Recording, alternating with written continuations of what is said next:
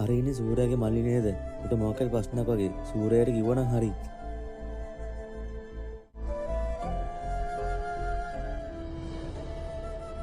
ඔව් කීපන් මල්ලි. සූර්යයි ඔයාලා මල්ලිට මෙතන මේ හන්දිය ගාව කොල්ල වගේක් ගහනවා ඉක්මනට එන්නකෝ. හිටපන් මල්ලි මම ඉක්මනට එන්නම්. නේද?